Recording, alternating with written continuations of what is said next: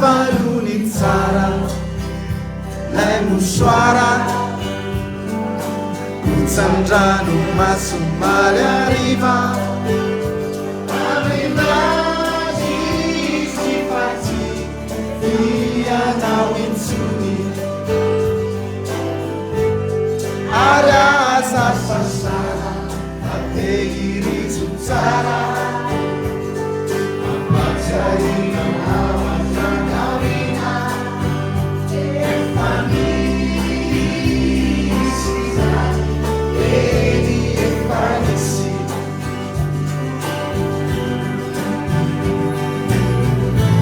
izavali hoenony zay natao famalifaly anao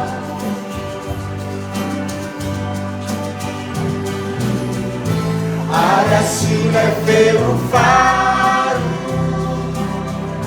mbola tsy avoizako anao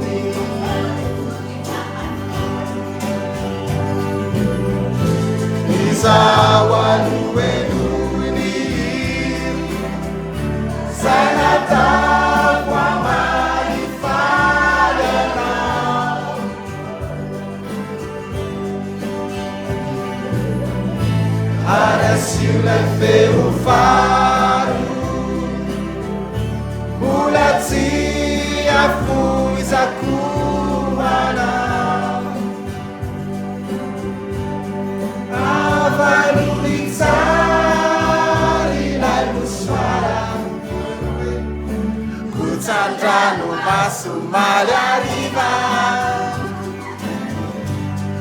avalony tsara ilay mosoara Sandrano masomaly ariva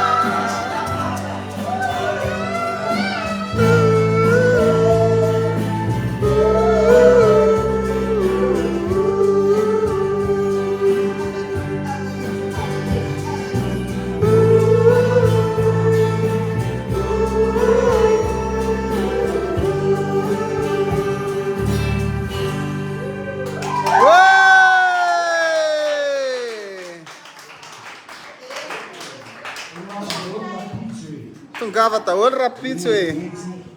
Ya. Zay.